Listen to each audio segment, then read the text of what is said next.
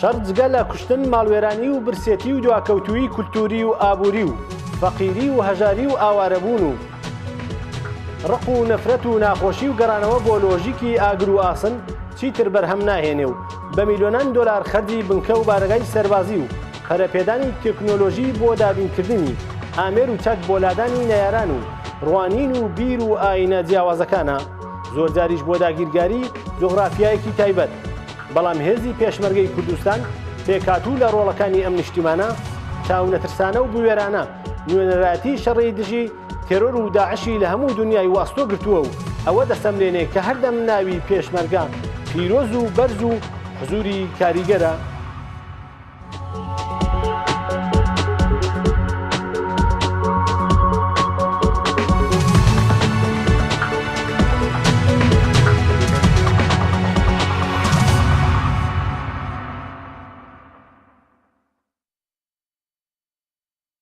سڵاو بینەرانی بەڕێزی تەلەڤیزیۆنی ڕۆژهەڵات ئەم کاتتان باش. وتوێژێکی تایبەت بە شەڕی مووسڵتان پێشکەش دەکەین. هاوڵێ عەبدوڵڵا ئەزەرباد بەرپرسی کۆمیسیۆنی نیزامی کۆمەڵی شۆڕژگەری زەحمەتکێشانی کوردستانی ئێرانمان لێرە لە ستودیۆ لەگەڵا. هاوڵێ عەبدوڵڵا بەخێربێن سەرچاو. زۆر سپاس. کاک عەبدوڵڵا، پرسیاری یەکەم ئەوەیە جیاوازی بینی بیر و هزری داعش لەگەڵ کۆماری ئیسلامی چ لە بواری کردداری و دەسەڵاتدارەتی و فەرمانڕەوایی خۆیاندا و چ لە بواری لۆژیکی شەڕەوە چۆن دەبینی بەڕێستان؟ کۆماری ئیسلامی و هێزێکی وەکو داعش هەم جیاوازیان هەیە هەم خاڵی هاوبەشی زۆریشیان هەیە گەر ئینسان سەرنجی بداتێ. هەردووچیان دوو هێزی مەزهەبی توندڕەون و هەردووچیان دوو هێزن کە فەلسفەی دەسەڵاتی خۆیان بەسەر دەسەڵاتی ئیسلامیدا تعریف کردو، دەڵێن حکوومەتێکی ئیسلامی و شەرعی بەڕێوە دەبین. یەکیان توندڕەوترین باڵی شیعەی لە ناوچەکەدا لە خۆیدا کۆ کردوتەوە نوێنەرایەتی دەکات، یەکێکیان ڕنگ بێ توندڕەوترین باڵی سونەی ئێستا نوێنەرایەتی بکە و بۆەوە دەناسرێتەوە. هێزی دیکەی توندڕە و مەزهەبی لە هەردوو باڵەکان هەن. لە عێراق هێزی توندڕەوی شیعە هەیە کە وەکو حەشتی شعبیەوەوانە، بوکو حرام و ئەلقاعیدە و جەریاناتی دیکەی ئیسلامی سەلەفی توندڕە و ئەمانە هەن کە لەباری منهەجەوە لەباری بیر و فکرەوە هەموویان سەر بە دەستگایەکی دینی مەزهەبین. ئەگەر لەو ڕوانگەیەوە حیساب بکەین کە بۆ پێکێنانی حکوومەتێکی ئیسلامی کە شەریعەت بەڕێوەی دەباوە دین سەرچاوەکەیەتی و بەڕێوەبردننی شەرعیەتی دین و دەسەڵاتی ئیسلامی سەرچاوەکەی و ئیلهامەکەیەتی بۆ ئەوە تێدەکۆشن و لەسەر ئەساسیەوە. نقاتی جیاوازیان و ئیشتراکیان هەردووچیان لە نەپاراستنی مافی مرۆڤ و دێمۆکراسی و پابەند نەبوون بە هیچ یەک لەو بنەمایانە و بە سۆغرەگرتنی حتا کۆماری ئیسلامی کە بەشێک لەو شتانەش بەڕێوە دەبا هەڵبژاردنەوەنە لە ڕاستیدا بە سۆغرەی گرتوون، ینی بۆتە گاڵتە جارێکیش نەبە و تێمانە نەبە و شێوازانە لە ئەو نۆرمانڕی باون لە جیهاندا نە ئیشیان پێدەکا و کارێکی پێیانە بەرحاڵ هێناویشنی بەشی ئەوەندا کە بۆ قەواعیدی بازێکە لە جنایەتکردن لە ئیعدام لە دەست بڕین لە چاو دەرهێنان لە شێلاق لێدان لە بەڕێوەبردننی شەریعەتی ئیسلامی لە قیساس لە سەنگەساری ژنان لە دادگایی نەکردن لە خەڵک کوشتن بە بەهانەی ئەوەوە کە ئەوە محاربە شەڕ دەکات لە دژی خوددا هەموو ڕۆژێەوە بۆ خۆشیان ڕای دەگەێنن جمهوری ئیسلامی هەروەک جۆرە حەشتی شعبی شەر بۆ بەهانەیەوە خەڵک دەکوژێ ئەوانە وێک چۆنەکانیانە جیاوازەکانیانەوەیە داعش جەریانێکی لە ڕوانگەی هەموو خەڵکەوە تێرۆریستە جمهوری ئیسلامی لە ڕوانگەیەمەوە هێزێکی نادێموکراتیک و دەبێ بڕوا و ڕژیمێکی توتالیتێر و سەرکوبگەرە بەڵام هەموو دنیا لەسەرەوە کۆگنین نماندەی هەیە لە پارلەمان لە سازمانی میلەل وەزارەتخانەی هەیە لە وڵاتان کۆنسولگەری هەیە مراودەی هەیە لەگەڵ دنیا معاملە دەکا دەچێ هەموو شتێەوە دەوڵەتێکە بەڵام داعش وانە داعش هیچ کەس بە دەوڵەت بە ڕسمینا ناسی غەیرەس خۆی و هەموو دنیا کۆکن لەسەر ئەوەی دەبێت لە بەیم بچێ و هەر کەسێکیش پشتگیری ئەو بکە و داڵدەی بدات و بچێتە ڕیزەوە دەچێت ڕیزی تێرۆریستانێکە لە جێبهەدان لە شەردا و هیچ مزاکرەیە کەڵ ناگرێ هیچ تەعاملێک کەڵ ناگرێ و دەبێت لە ناو بچێت دەبێت بستڕدرێتەوە. زۆر سپاس. پرسیاری دووەم ئەوەیە کاک عەبدوڵڵا ڕۆڵی هێزی پێشمەرگەی کوردستان لە شەری دژی تێرۆر و داعش بە پێی ئەو چەکانەی لە بەردەستیانە چۆنی هەڵدەسەنگێنی و چۆن کاریگەری وە لە پێشڕەوەکانان چۆن دەبینی و چۆنی هەڵدەسەنگێنی ئایا هێزەکانی ئێوە وەکو کۆمەڵی شۆڕژگێر لە شەری دژی تێرۆر و دژی داعش بەشداریان کردووە لەو مێحوەرانە ئێوە چ ڕۆڵێکتان بینی و ئەگە بەشداریتان کردووە؟ هێزی پێشمەرگە ئەگەر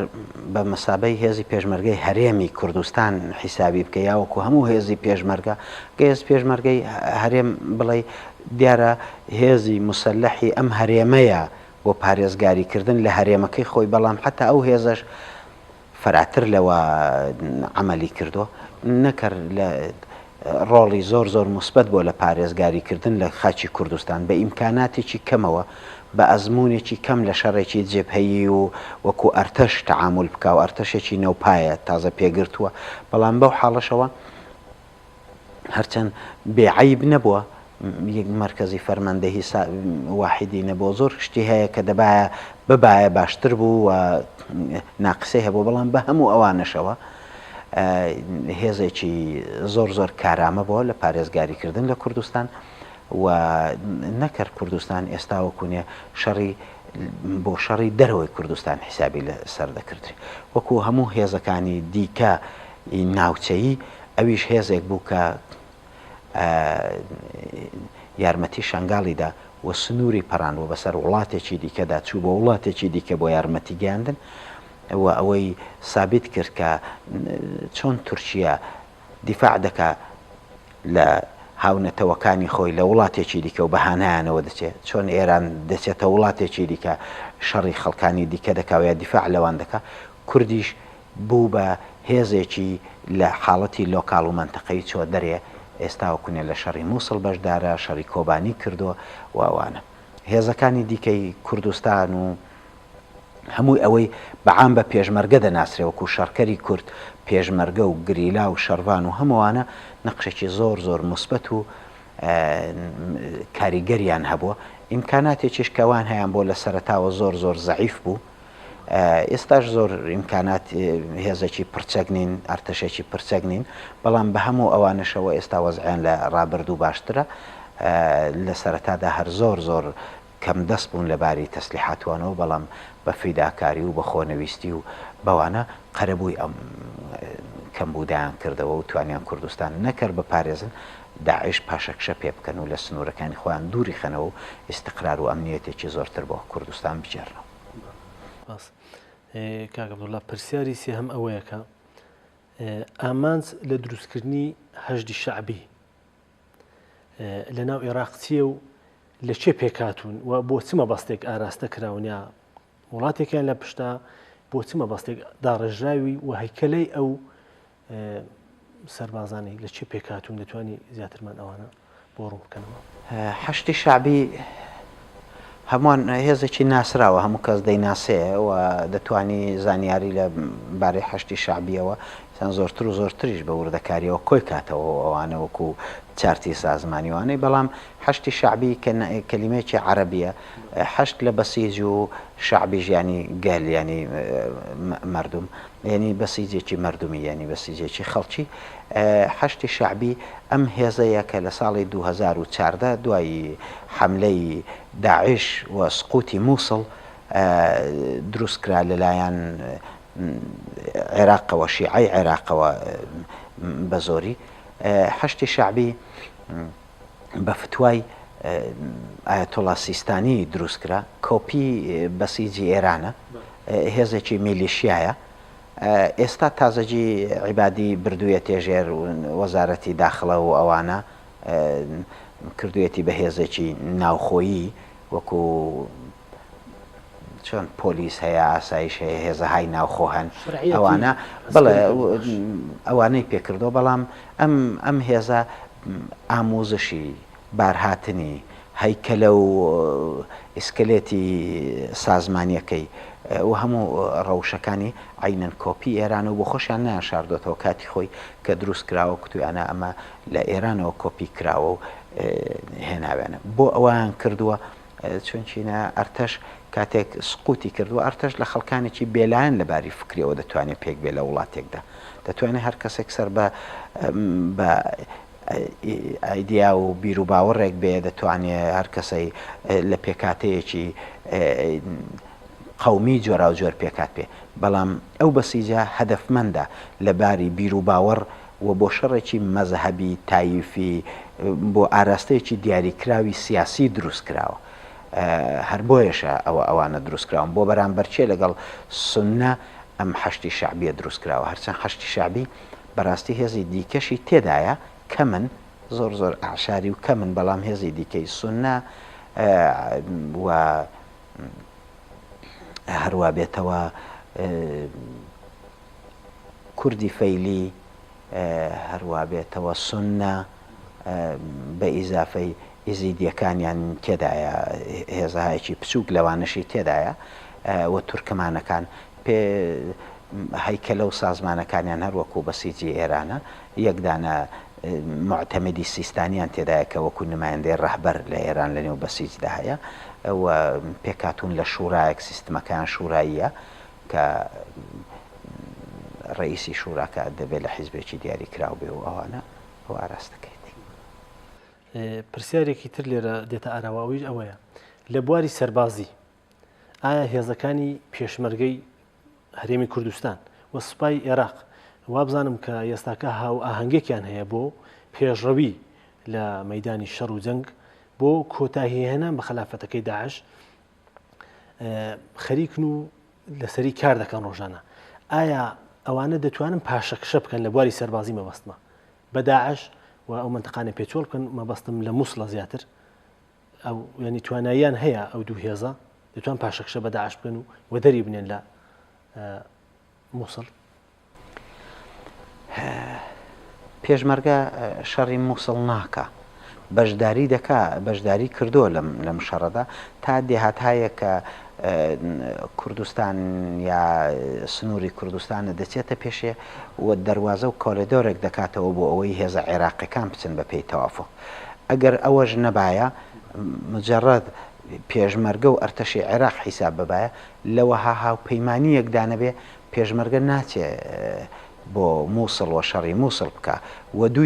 و دوی دوژمنی خۆی تاوەکوونێ هەر جێگایە کە بچێ ناکەوێت چون